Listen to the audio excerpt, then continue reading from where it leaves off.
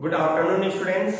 आज हमारी वीडियो में हम लेसन नंबर 11 को ही कंटिन्यू करते हुए क्लास 12 का नेक्स्ट टॉपिक हम लेते हैं सूक्ष्मदर्शी। स्टूडेंट्स, कहने को तो ये टॉपिक अपने पास प्रकाशीय उपकरण के नाम से जाना जाता है, जिसमें हमारे पास कुछ इंपॉर्टेंट पॉइंट के रूप में सूक्ष्मदर्शी, संयुक्त सूक्ष्मदर्शी, दूरदर्शी, जो कि दूरदर्शी दो प्रकार के बनते हैं, जिन्हें हम अपवर्ती दूरदर्शी और खगोलीय दूरदर्शी के बारे में हम हमारी इस क्लास में हम पढ़ेंगे।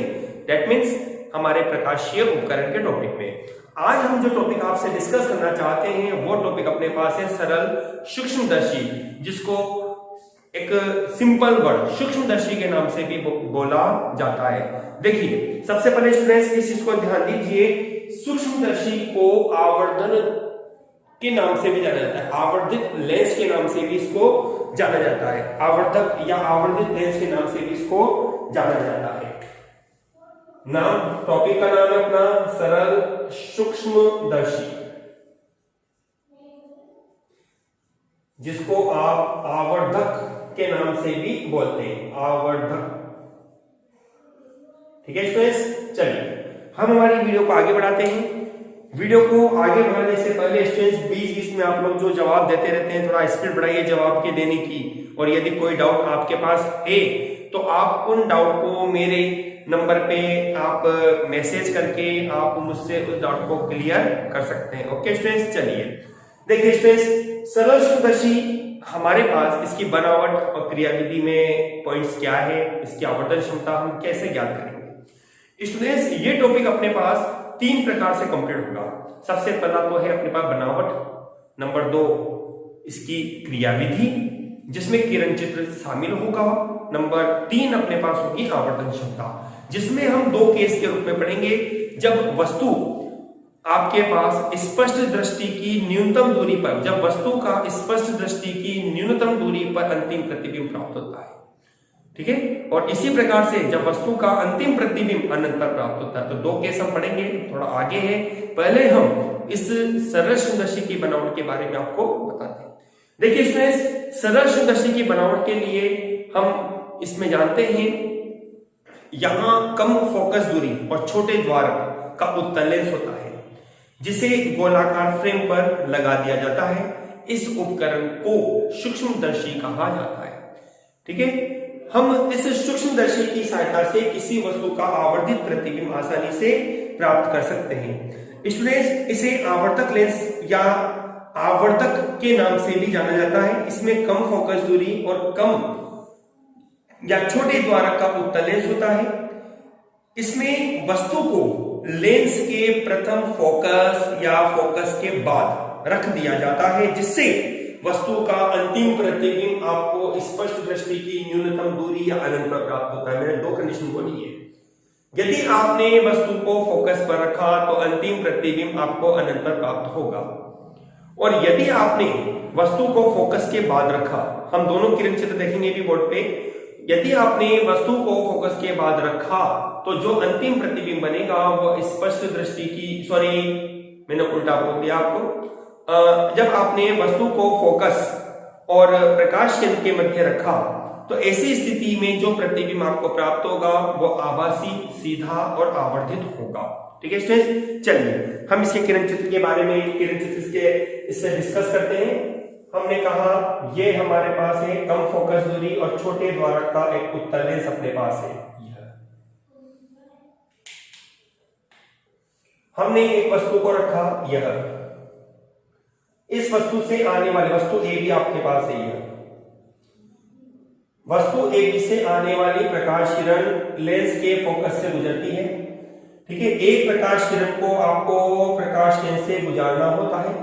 ये लीजिए, देखो स्टूडेंट्स, कंडीशन ध्यान रखना, यदि आपने इस वस्तु को इस लेंस के प्रकाश केंद्र O और फोकस F के मध्य रखा है तो प्रतिबिंब आपके पास आभासी, सीधा और आवर्धित बनेगा इस तरह से।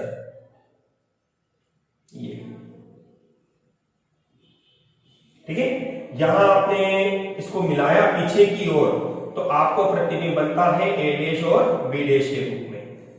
यह वस्तु है आपके पास जिसकी दूरी को हमने U के रूप में कहा, बाईं ओर है इसलिए माइनस का चिन्ह आएगा, और प्रतिबिंब की दूरी जो कि स्पर्श दृष्टि की दूरी पर प्राप्त होता है, जिसको हम लिखते हैं डी के रूप में। जानकारी के लिए मैं आपको बता देता हूं, जब स्पर्श दृष्टि की न्यूनतम दूरी की हम डिस्कस करते हैं तो डी बराबर अपने पास एक फिक्स वैल्यू होती है, जिसकी वैल्यू 25 सेंटीमीटर होती है मानव नेत्र के लिए। ठीक है ना स्टूडेंट्स।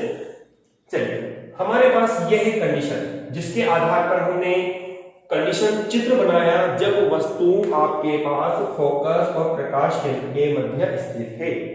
दोबारा फिर इसकी थोड़े बनावट और क्रियाविधि के बारे में सुनिए स्टूडेंट्स। सूक्ष्मदर्शी को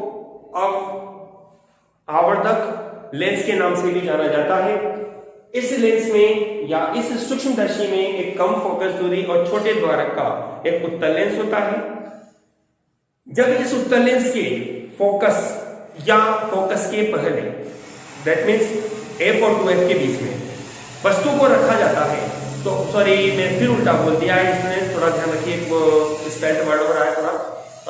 आपके पास दो कंडीशन है स्टूडेंट्स, मैं दोबारा से रिपीट कर रहा हूं। आपके पास दो कंडीशन है। यदि आप वस्तु को लेंस के फोकस पर रखते हो तो प्रतिबिंब आपको अनंत पर प्राप्त होगा, और यदि आपने वस्तु को लेंस के फोकस और प्रकाश केंद्र के मध्य रखा तो ऐसी स्थिति में आपको वस्तु AB का आभासी, सीधा और आवर्धित प्रतिबिंब प्राप्त होता है।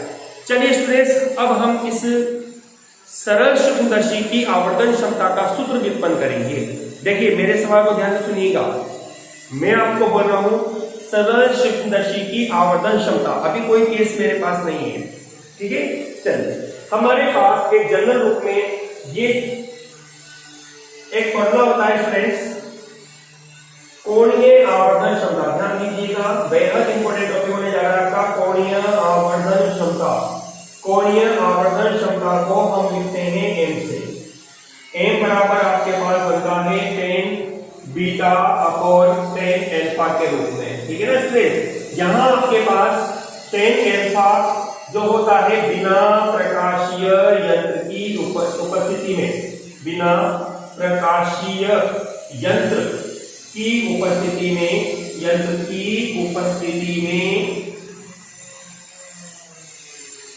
आंख पर बना कोण। ठीक है स्टूडेंट्स।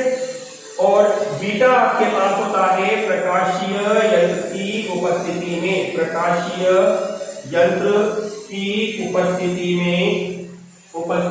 में बनने वाला कोण। मतलब ये भी कोण आंख पर ही बनता है, बनने वाला कोण।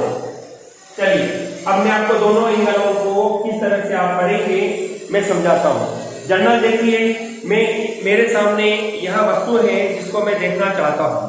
हम ये देखते हैं कि इस वस्तु को यदि मैं देखने में असमर्थ हूं तो मेरे द्वारा सूक्ष्मदर्शी का यहाँ उपयोग किया जाएगा, लेकिन सूक्ष्मदर्शी को उपयोग में लेने के पहले इस वस्तु के द्वारा मेरी आंख पर जो कोण बनेगा वो होगा अल्फा। देखिए, मैं एक डायग्राम बनाता हूं आपको इस तरह से।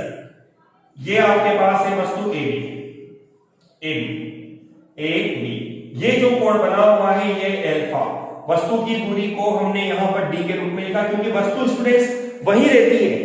जब आप प्रकाशीय यंत्र लगाते हो ना तो उस वस्तु का बड़ा प्रतिबिंब बन जाता है, जिससे वह वस्तु आपको दिखाई देती है। वस्तु की स्थिति वही रहेगी।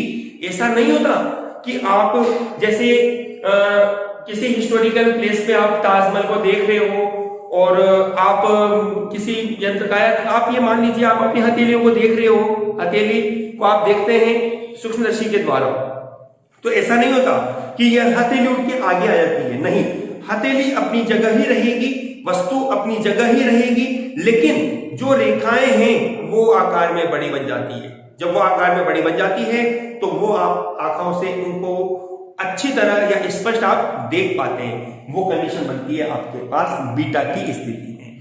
अभी हाल फिलहाल हमारे पास वस्तु वही है d दूरी पर, ठीक है।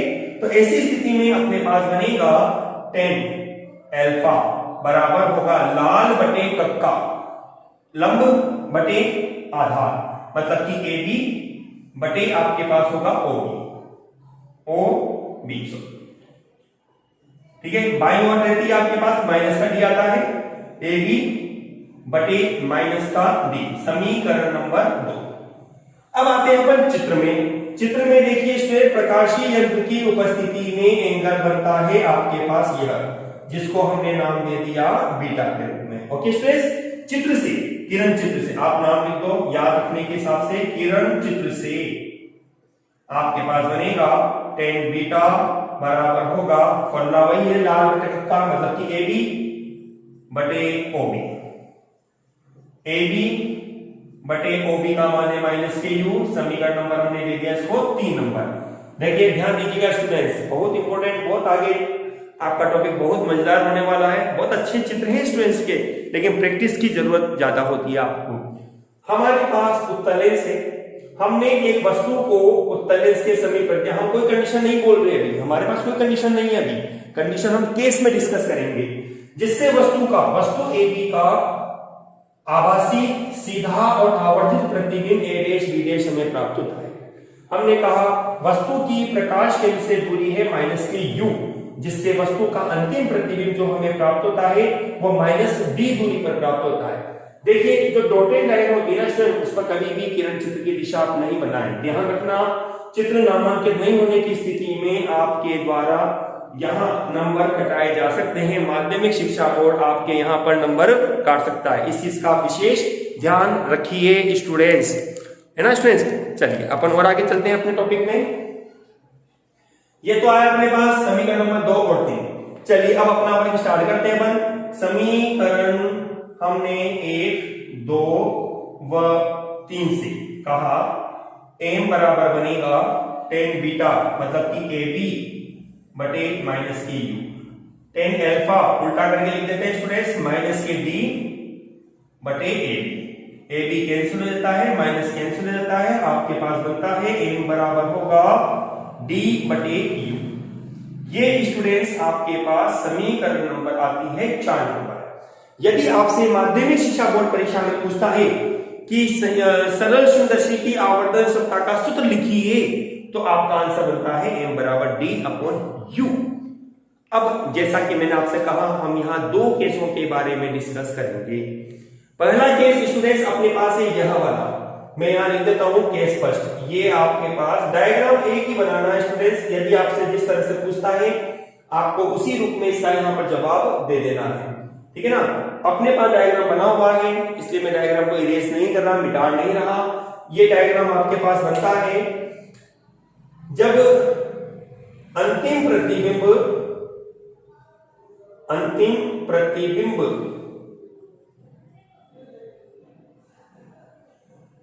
स्पष्ट दृष्टि की न्यूनतम दूरी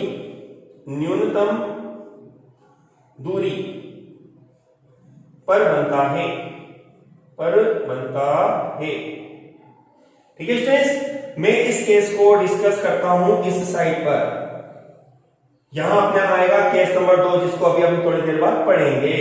ओके चलिए साहब, चलो अब जब आपके पास अंतिम प्रतिबिंब स्पष्ट दृष्टि की न्यूनतम दूरी पर बनता है, तो ध्यान दीजिए पुरानी बातों को जो अभी थोड़ी देर पहले हमने पढ़ी थी। यदि क्वेश्चन लेट जुड़ रहा है अपनी क्लास में, तो मैं दोबारा से फिर रिपीट करता हूं अपनी बात को। सबसे पहले तो सरल सूक्ष्मदर्शी है क्या, जिसको हम आवर्धक यंत्र या उपकरण के बारे में भी जानते हैं। आवर्धक उपकरण या आवर्धक लेंस एक ऐसा लेंस होता है जिसमें कम फोकस दूरी और छोटे द्वारक वाले उत्तल लेंस का उपयोग किया जाता है, जिसके समीप वस्तु को रखकर, समीप से मतलब है इसके फोकस और प्रकाश केंद्र के मध्य वस्तु को रखकर वस्तु का आभासी सीधा और आवर्धित प्रतिबिंब प्राप्त किया जाता है।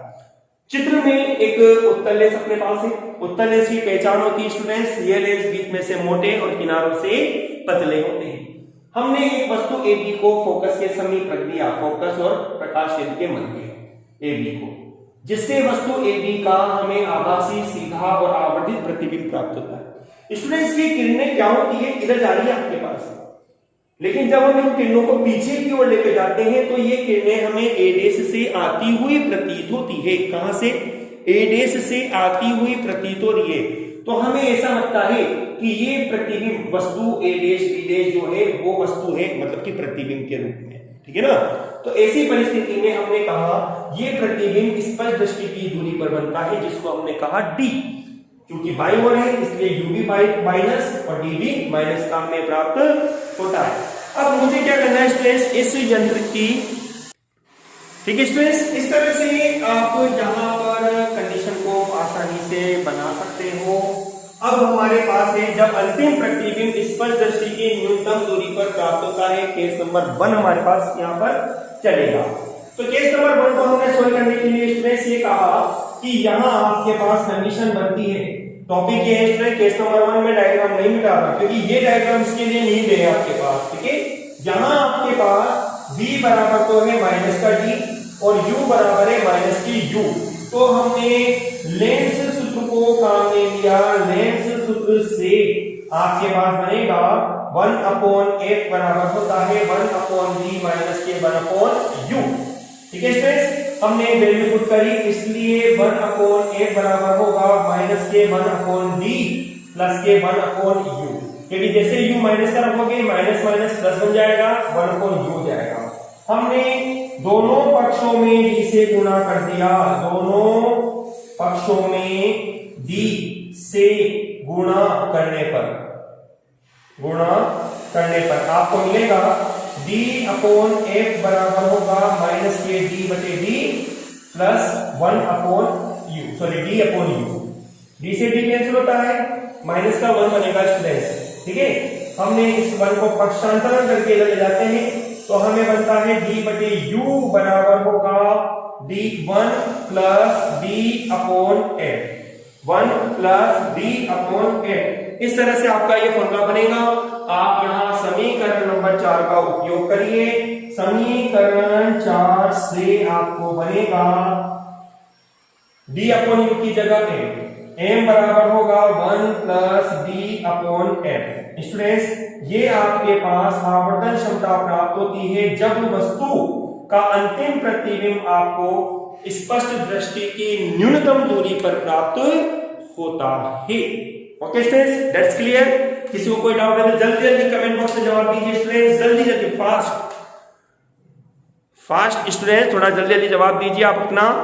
यदि किसी को कोई डाउट है तो हम आगे आपके डाउट को क्लियर करें, फिर हम आगे बढ़ें। किसी को कोई डाउट नहीं है, चलिए स्टूडेंट्स हम आगे हमारी क्लास को कंटिन्यू करते हैं।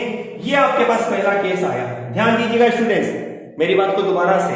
यदि आपसे पूछा जाता है कि सरल शुद्धदर्शी की आवर्धन क्षमता लिखिए तो आपका आंसर बनेगा m बराबर d/u। यदि आपसे पूछा जाता है कि जब अंतिम प्रतिबिंब स्पष्ट दृष्टि की न्यूनतम दूरी पर बनता है तो आवर्धन क्षमता कितनी होगी, तो आपका आंसर बनेगा m बराबर 1 प्लस d/f, ठीक है। चलिए अब आते हैं हम केस नंबर 2 पर। मैं इसको इरेज कर देता हूं। केस नंबर 2 पे अपन आते हैं।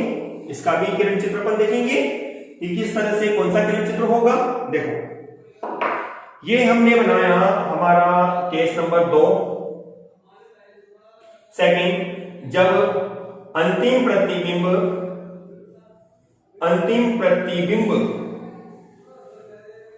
अनंत पर प्राप्त होता है, अनंत पर प्राप्त होता है। ओके चलिए इस किरण चित्र को हम सेट कर रहे हैं सही तरीके से। और देखिए ये आपने बनाया उत्तल लेंस। अब स्टूडेंट्स आप जैसा कि जानकारी में रखते हो कि थोड़ा लेंस सही कर देते हैं अपन।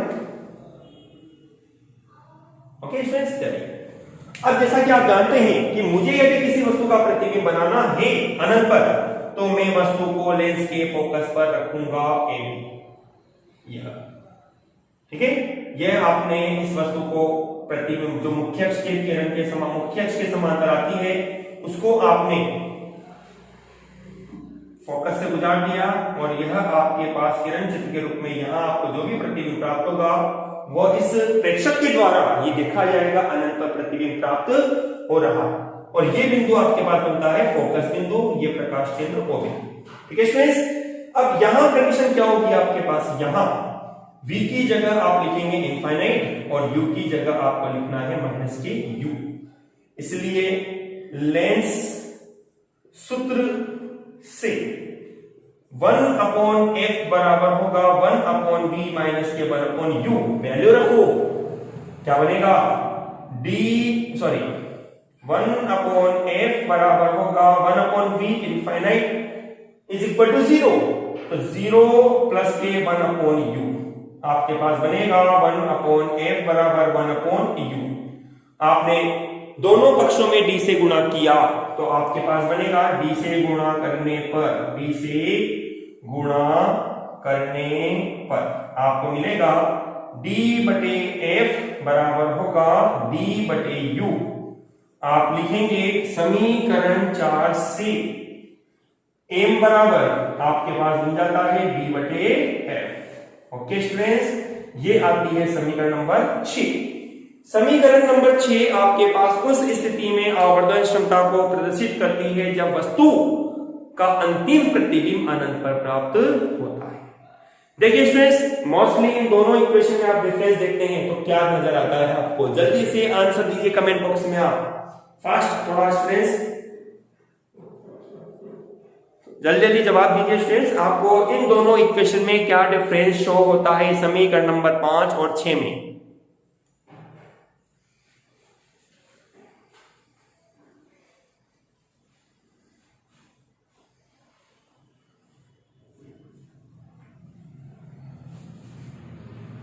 हाँ बिल्कुल सही।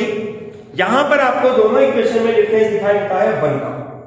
यहां आपके पास 1 प्लस है, इसका मतलब यह है कि जब अंतिम प्रतिबिंब स्पष्ट दृष्टि की न्यूनतम दूरी पर बनता है तो उसकी आवर्धन क्षमता अनंत पर बने प्रतिबिंब की तुलना में 1 अधिक होती है। कितनी होती है? 1 अधिक होती है। ठीक है स्टूडेंट्स, चलिए ये तो आज हमने जो अभी तक हमारी इस वीडियो में पढ़ा सरल सूक्ष्मदर्शी के बारे में। अब इससे संबंधित मैं महत्वपूर्ण टिप्स आपको बताने जा रहा हूं, बहुत इंपॉर्टेंट पॉइंट्स के रूप में, बहुत शॉर्ट नोट्स के रूप में। ध्यान दीजिए, ध्यान से सुनिए। ठीक है स्टूडेंट्स, यदि किसी को कोई डाउट है तो स्टूडेंट कमेंट बॉक्स में आप जल्दी कमेंट करके अपने क्वेश्चन का आंसर मुझसे पूछ सकते हैं। जब भी मैं स्क्रीन की ओर आऊंगा मैं आपका कमेंट देखकर अपने आपके क्वेश्चन का जवाब जरूर दूंगा। स्टूडेंट्स यहां पर अब हम इसका एक शॉर्ट पॉइंट बनाते हैं, ध्यान से सुनिएगा। आपको कोई डाउट है आप पूछ सकते हैं। मैं इसको मिटा देता हूं स्टूडेंट्स।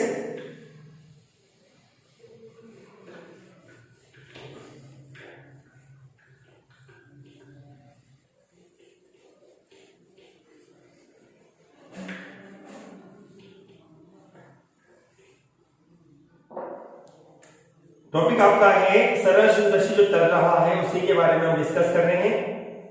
सरल सूक्ष्मदर्शी। देखिए स्टूडेंट्स, 3 बातें ध्यान रखना है आपको। एक तो पूछता है सरल सूक्ष्मदर्शी की आवर्धन क्षमता।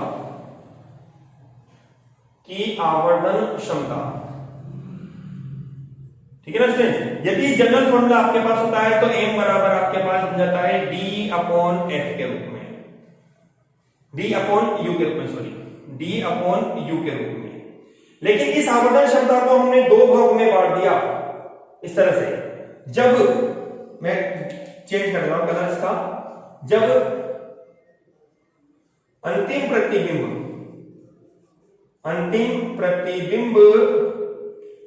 स्पष्ट दृष्टि की न्यूनतम दूरी पर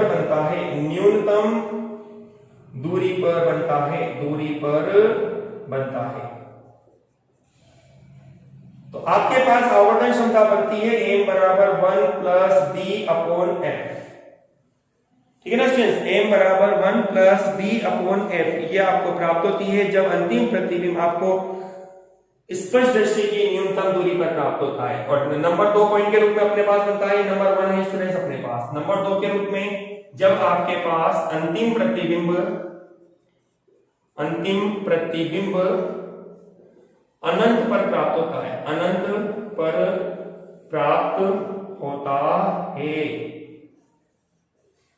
तो m बराबर आपके पास बनेगा d/f।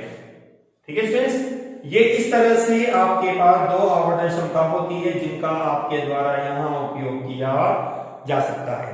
स्टूडेंट्स इससे संबंधित एक छोटा सा सवाल है जो अपनी एनसीईआरटी सीबीएसई बोर्ड क्लास में दे रखा है। क्वेश्चन आपके पास है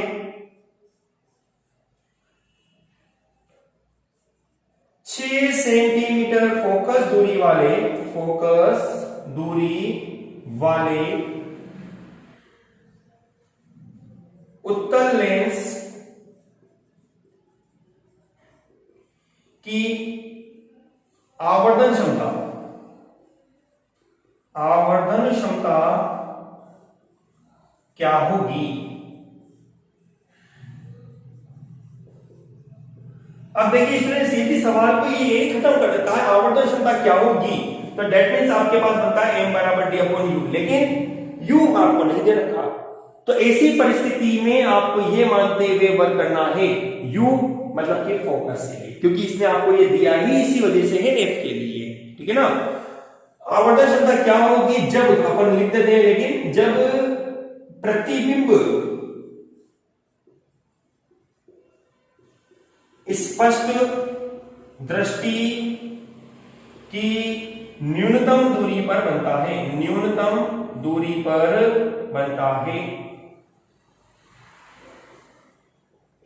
ठीक है स्टूडेंट्स। चलिए इसका आंसर अपन लिखते हैं। यहां आपको a बराबर दे रखा है 6 सेंटीमीटर, आपको m निकालना है, ओके। d एक कांस्टेंट वैल्यू होती है जिसकी वैल्यू मैंने अभी आपको बताई है 25 सेंटीमीटर। हम जानते हैं m बराबर होगा 1 plus d upon f। 1 d का मान है 25, f का मान है आपके पास 6।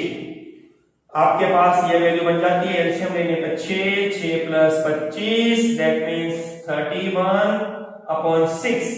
अप्रोक्सीमेट आपके पास आंसर आ जाता है 5.16।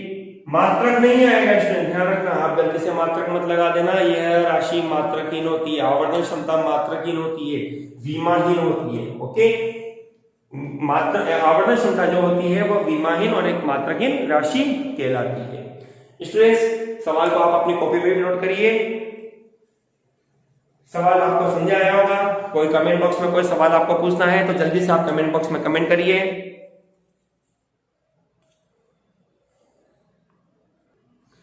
ठीक है स्टूडेंट्स, इस तरह से अपना जो आज की वीडियो है जिसमें हमने आपको सरल सूक्ष्मदर्शी के बारे में बताया, वो टॉपिक आपका कंप्लीट होता है। आई होप आपको वीडियो बहुत अच्छी लगी होगी। वीडियो को स्टूडेंट्स पूरा अवश्य देखिए, जल्दी से इस वीडियो को शेयर, लाइक, कमेंट करना न भूलिए और जो भी नेसेसरी स्टूडेंट्स हैं उन तक ये वीडियो अवश्य पहुंचाइए। चलिए अब हम हमारे क्यूज के क्वेश्चन को लेते हैं, जिनके जवाब आप अपने कमेंट बॉक्स में डालेंगे। टॉपिक से रिलेटेड ही आपके पास क्यूज होता है अपना, ठीक। चलिए अपने क्यूज के रूप में अपन आते हैं। इसमें अपना क्यूज क्या कहता है आज के सवालों के बारे में। चलिए अपना पहला सवाल है स्टूडेंट्स, क्वेश्चन 1 नंबर 1। सरल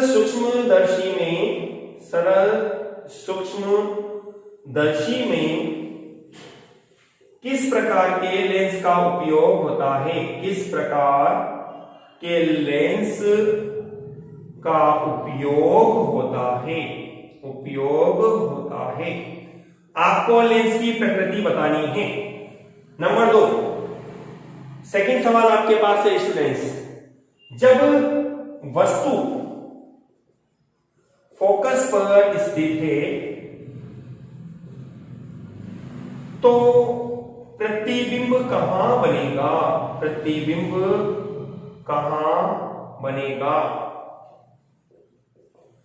तीसरा सवाल आपके पास है, जब वस्तु F व O मतलब प्रकाश केंद्र स्टूडेंट्स के मध्य स्थित है तो प्रतिबिंब कहां बनेगा।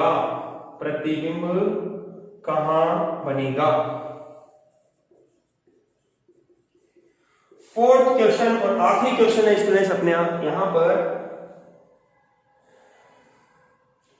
सरल सूक्ष्मदर्शी की आवर्धन क्षमता अपवर्तन क्षमता कितनी होगी जब लेंस की फोकस दूरी 5 सेंटीमीटर है तथा प्रतिबिंब अनंत पर प्राप्त होता है, अनंत पर प्राप्त होता है। ठीक है स्टूडेंट्स, ये आज के हमारे क्विज के क्वेश्चन है। आई होप आपको इन सभी सवालों के जवाब याद होंगे। इन क्वेश्चनों के जवाब जल्दी से अपने कमेंट बॉक्स में आप डालिए। वीडियो को पूरा जरूर देखिए। Okay students, thank you students. Like, share और कमेंट करना न भूलिए। यदि आपने चैनल को सब्सक्राइब नहीं किया तो प्लीज चैनल को सब्सक्राइब भी कीजिए। ओके स्टूडेंट्स, यदि कोई डाउट है तो आप हमें हमारे कमेंट बॉक्स में आप लिखकर उस डाउट को डाल सकते हैं, जिसका सॉल्यूशन मैं आपको दे दूंगा। Okay students, thank you.